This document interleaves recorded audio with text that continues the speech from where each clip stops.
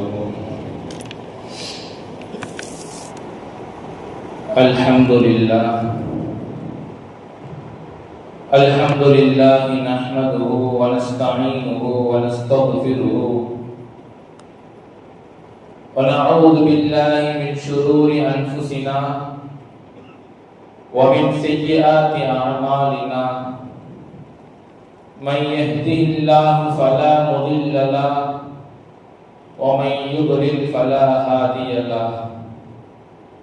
وأشهد أن لا إله إلا الله وحده لا شريك له وأشهد أن محمدا عبده ورسوله. أما بعد، قال الله تعالى في القرآن القديم وفي القرآن المجيد: أعوذ بالله من الشيطان الرجيم، بسم الله الرحمن الرحيم. فاسألوا أهل الذكر إن كنتم لا تعلمون. صدق الله العظيم. قال رسول الله صلى الله عليه وسلم: من يرد الله به خيرا يفقهه في الدين، أو كما قال عليه الصلاة والسلام. நோக்கும் இடமெல்லாம் நீக்கமர நிறைந்திருக்கும் ஏகன் வல்லோனை ஏற்றி போற்றி எனுதலை ஆரம்பம் செய்கிறேன். அம்மன்னவனின் சாந்தியும் சமாதானமும் அன்னலர் கோமான் முஹம்மது ரசூலுல்லாஹ் ஸல்லல்லாஹு அலைஹி வஸல்லம் அவர்கள் மீதும் அவர்களின் வாழ்க்கையை பின்பற்றி வாழ்ந்த சத்திய சஹாபாக்கள், தாபிஈன்கள், நல்லடியார்கள், இங்கு சங்கமித்திருக்கின்ற நம் அனைவர்கள் மீதும் என்றென்றும் நின்று நிலவட்டும் ஆகுக. ஆமீன். அல்ஹம்துலில்லாஹ், ஷுக்ரன், ஜஸாக்கல்லாஹ்.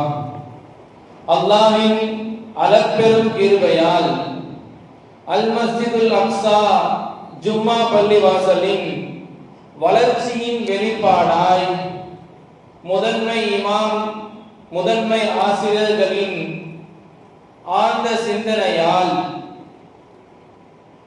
அன்புள்ள நிர்வாக பெருமக்களின் பேராதரவால், ஊர் ஜமாத்தாளர்களின் பேர் ஆவலை கொண்டு இங்கு நடந்து கொண்டிருக்கின்ற மார்க்க சட்ட பயிலரங்கம், அந்த அரங்கத்திலே தாங்கள் பயிர்வதற்காக இங்கு சங்கமித்திருக்கிறீர்கள்.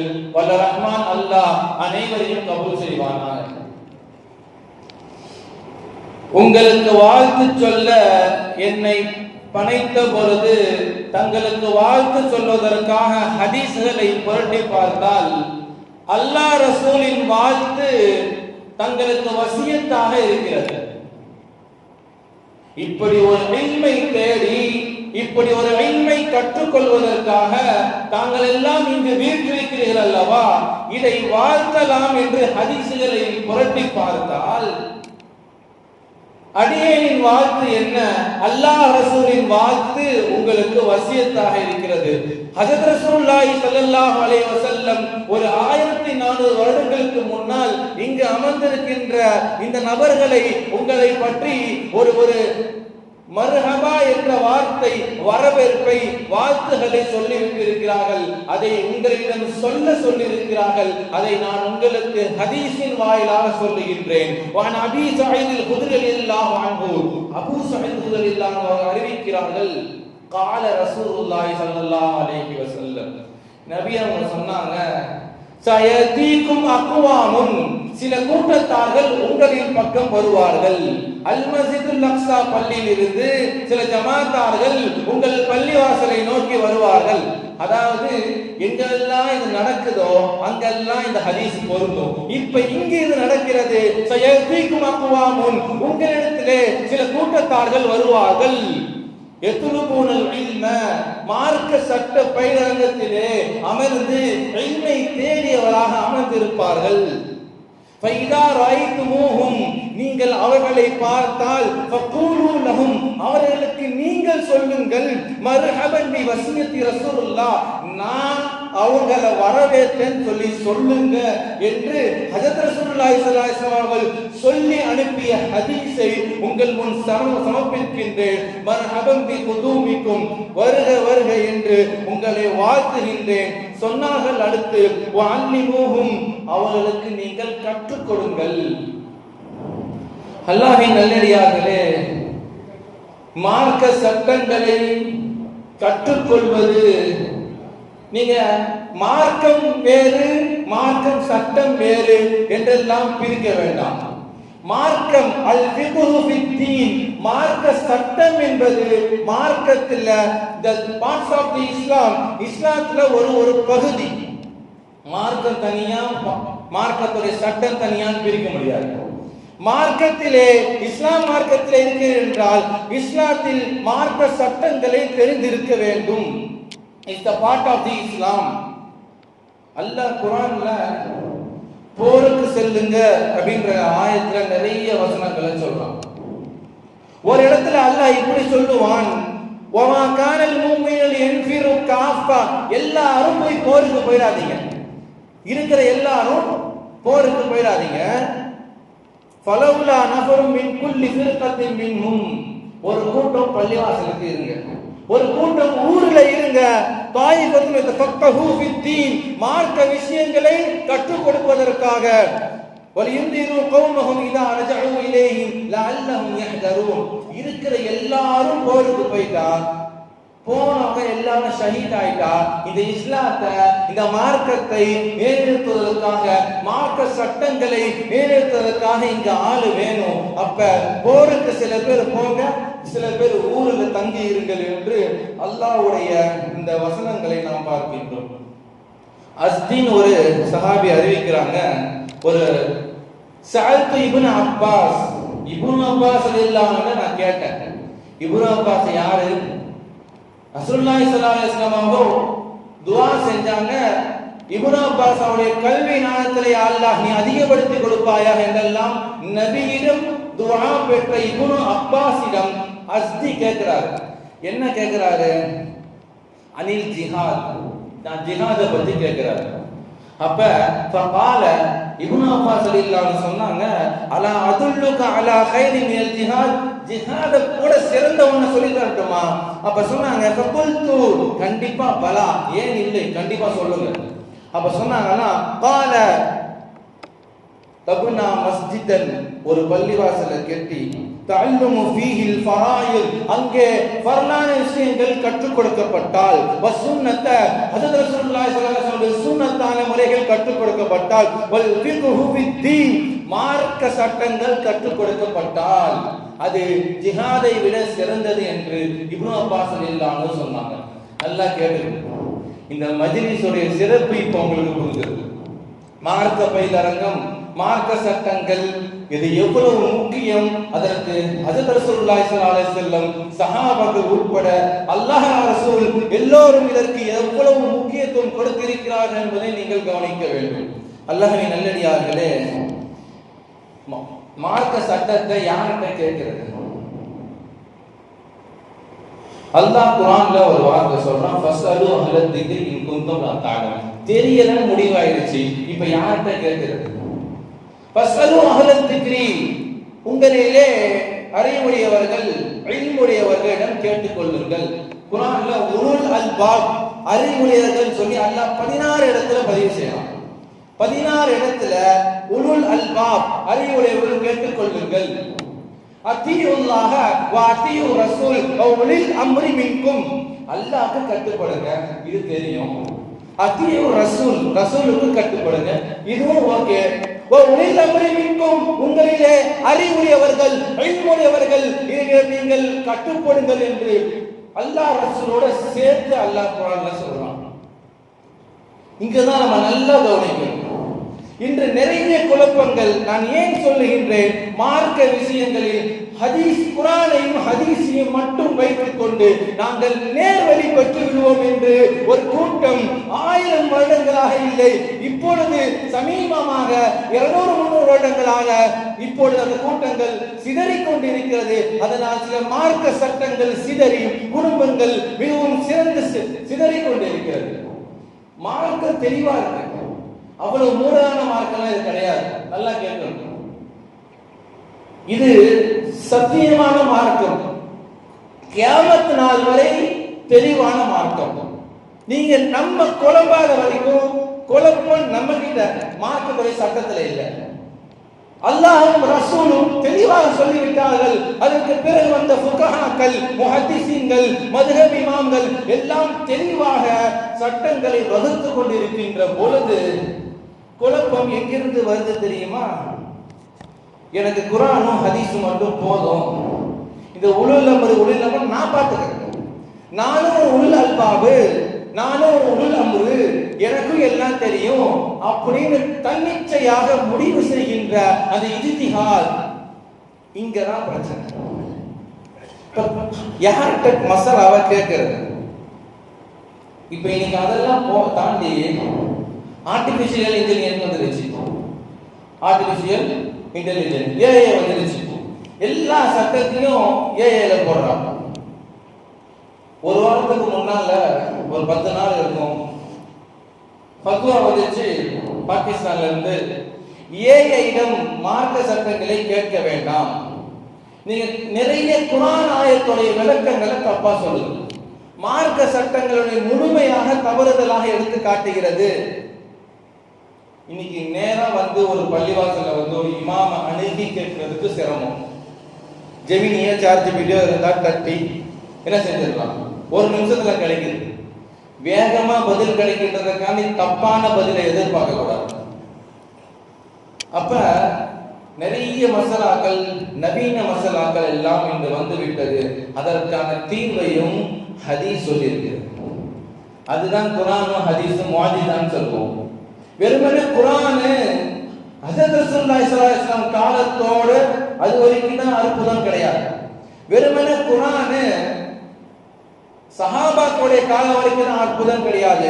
கியாமத் நாள் வரை குர்ஆனும் ஹதீஸும் எவ்வளவு நவீனம் வளர்ந்தாலும், கியாமத் நாள் வரை எவ்வளவு நவீனங்கள் வந்தாலும் அதையெல்லாம் தாண்டி குர்ஆனும் ஹதீஸும் நின்று பேசும். நிறைய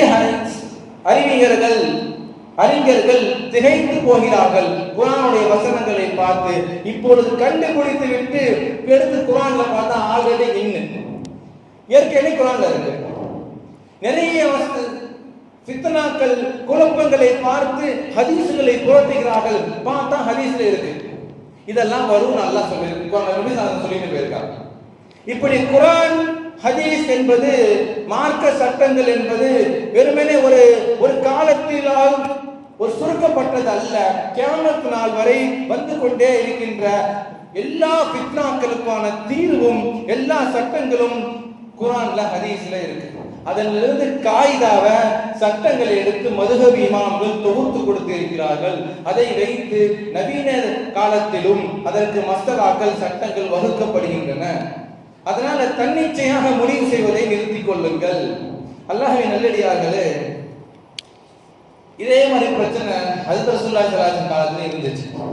ஹரஜனா ஃபீ சஃபர், ஜாபிர் இப்னு அப்துல்லா ரலியல்லாஹு அறிவிக்கிறாங்க, நாங்க எல்லாம் சஃபர்ல பயணத்துல வெளியே போனோம்.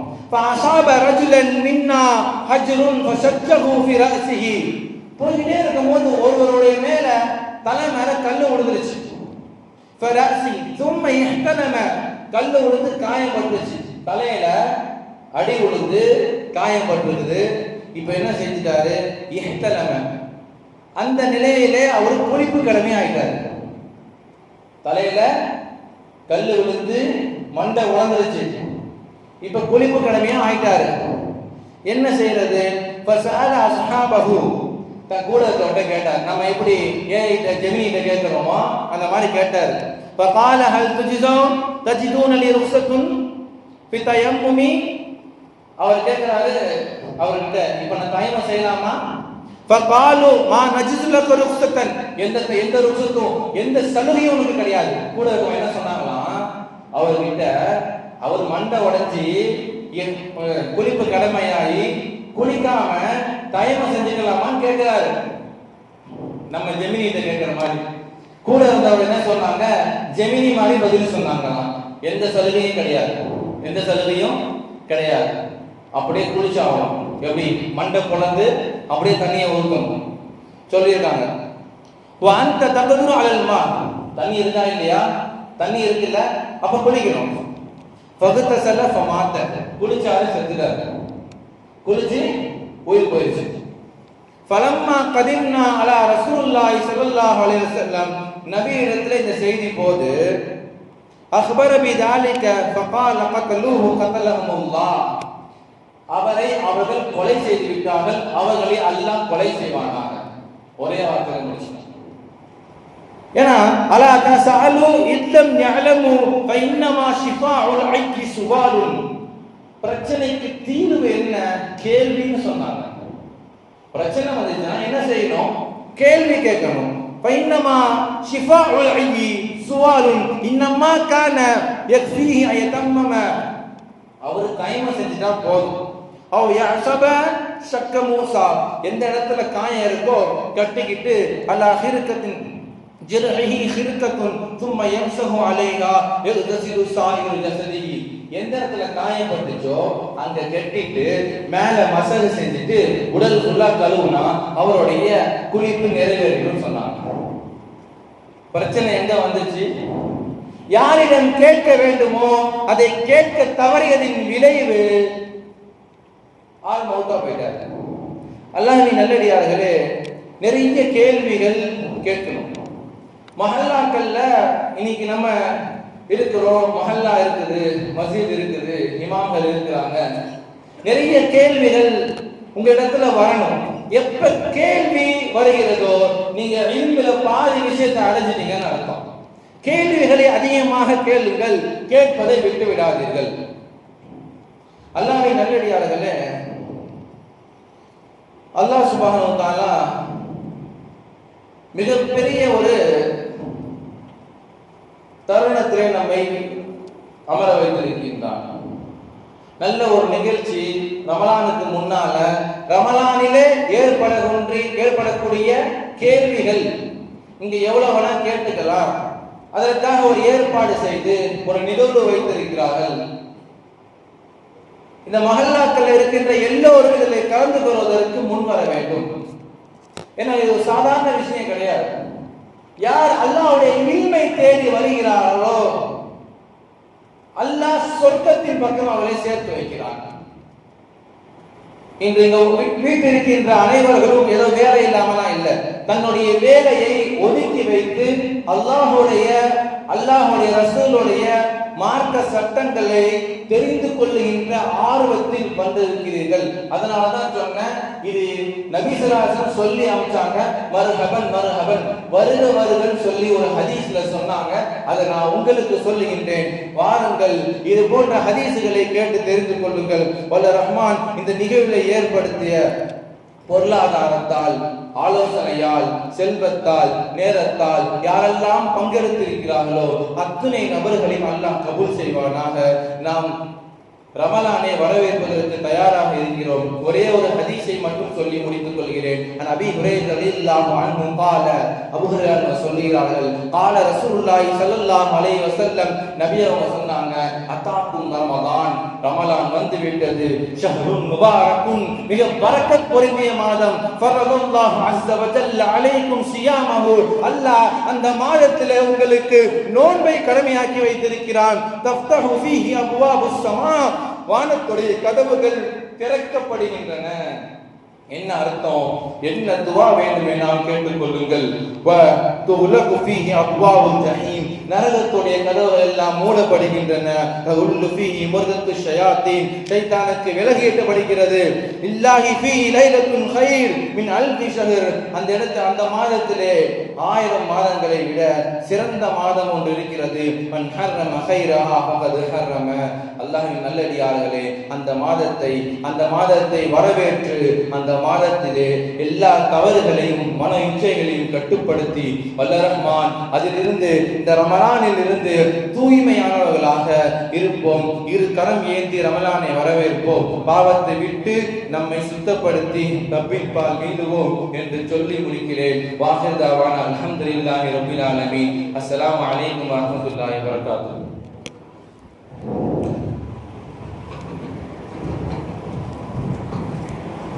الحمد لله جزاك الله خير الجزاء. அடுத்தபடியாக